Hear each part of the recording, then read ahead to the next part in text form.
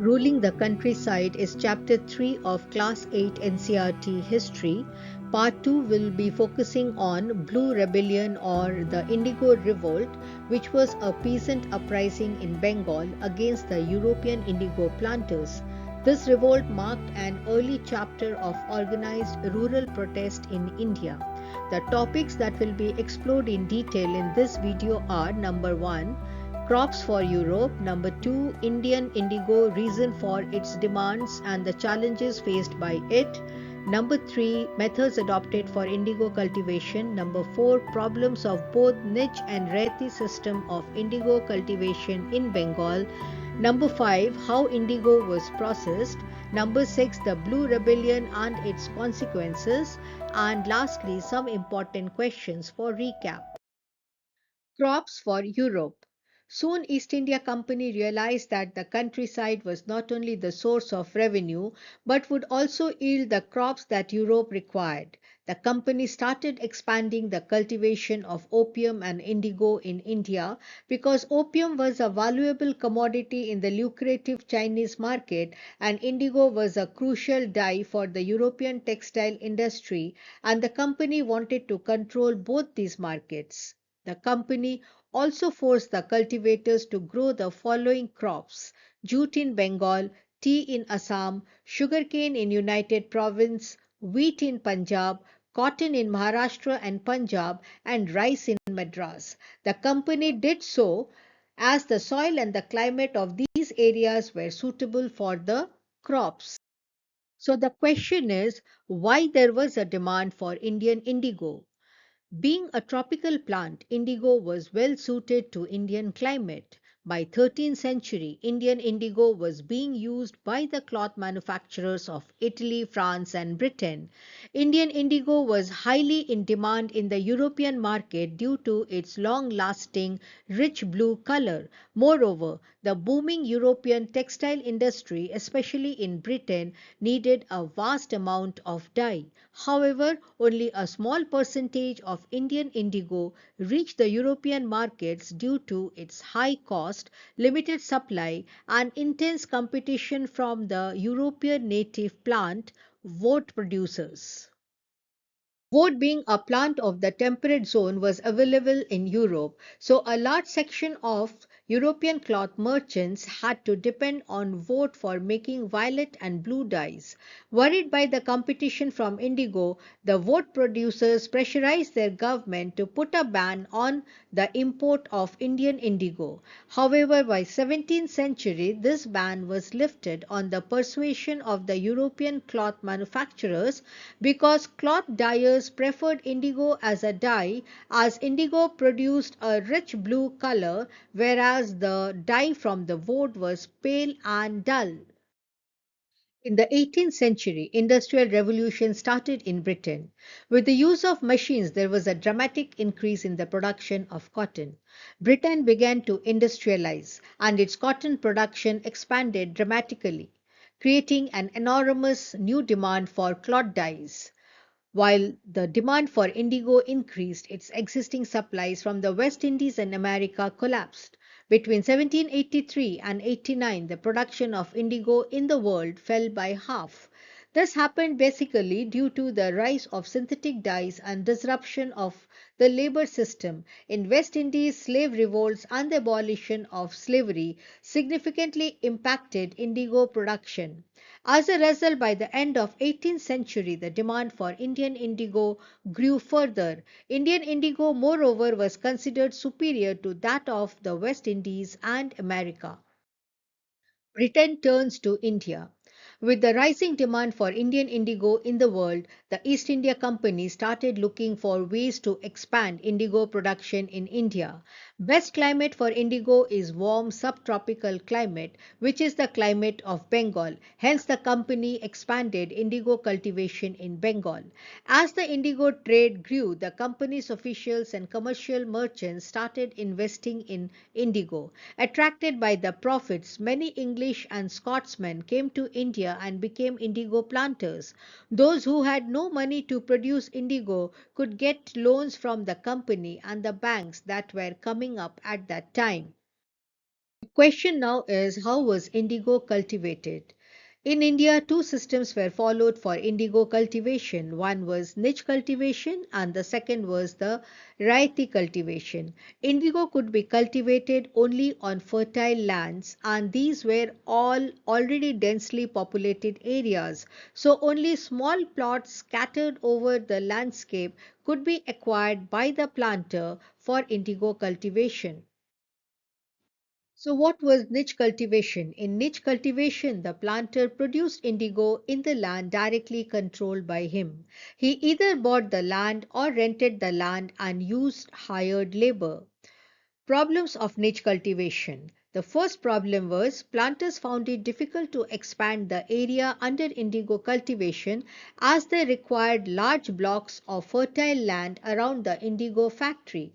They tried to take such land on lease and evict the peasants from the area, but this always led to conflicts and tensions. The second problem was mobilizing the labor force was not easy because indigo plantation required a vast number of laborers to operate.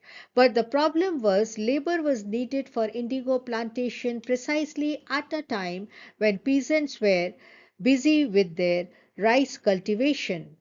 The third problem was niche cultivation required many plows and bullocks.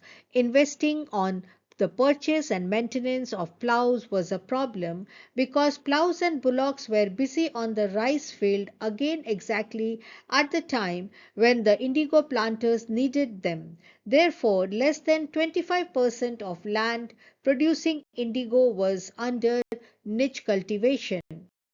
Variety cultivation. Till late 19th century, the planters were reluctant to expand niche cultivation due to the problems faced by them. For the European planters, the best mode of indigo cultivation was the Ryati system. Therefore, 75% of the indigo produced in Bengal came from the Ryati system of indigo cultivation. So, what was this Ryati system of indigo cultivation? Number one, in the Ryati system, the British planters forced the farmers to sign an agreement or contract called satta. Sometimes even the village headman was forced to sign the satta on behalf of the entire village. As the contract was signed, the ryat was given cash advance by the planter for producing indigo. Number 4. The ryat was committed to grow indigo on at least 25% of his best land holding. Number 5. The planter provided the seed and the drill. The ryat had to prepare the soil, sow the seed, and take care of the crop. Number 6. When the crop was delivered, the cultivators received a fresh loan and again the cycle started. Problems of rayati cultivation. Number 1. Farmers were initially tempted by the loan, but soon they realized that the amount they got for the produce was very low. Number 2. Indigo had to be cultivated in the most fertile soil where the farmer preferred growing rice. Number 3. The deep roots of the indigo plant exhausted the soil at a fast pace. After the harvest of indigo, rice could not be grown in the same soil. So now the question is, how was indigo processed? After harvest, indigo plant was taken to the factory which had 3 or 4 vats. Each vat had separate function. The leaves were first soaked in warm water in the fermenting or steeper vat.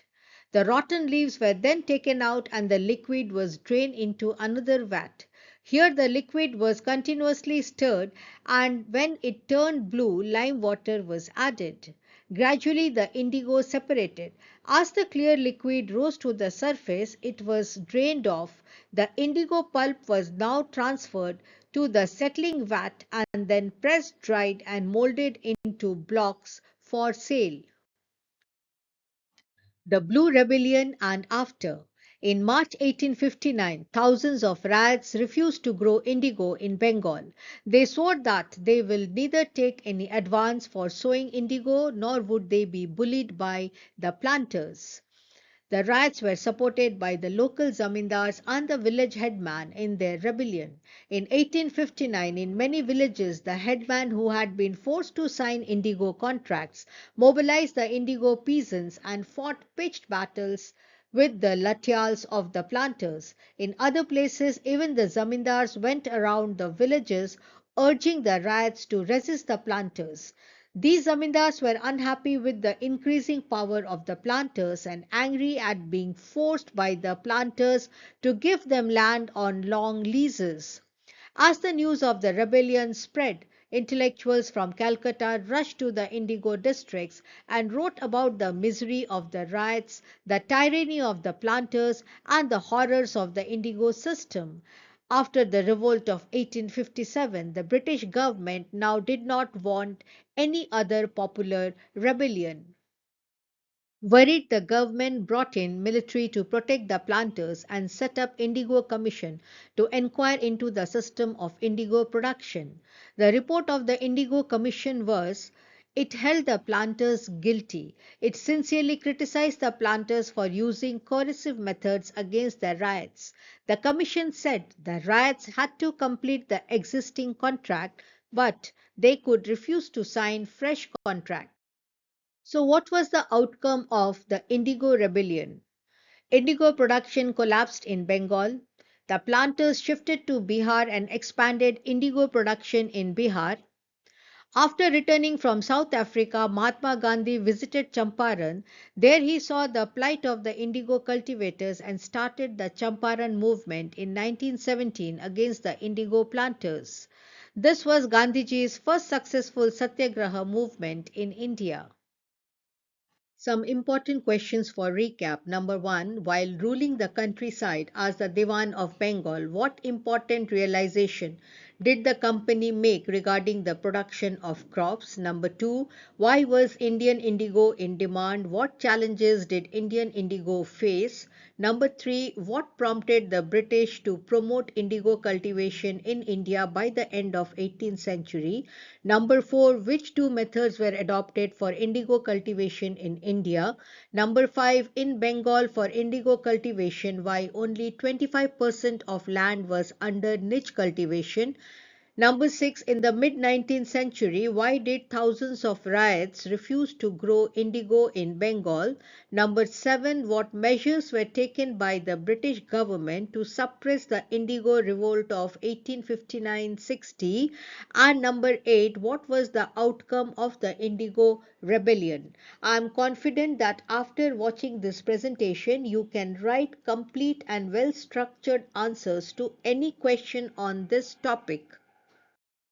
Thank you for watching. Please subscribe Indrani's History channel for more structured and exam focused history lessons.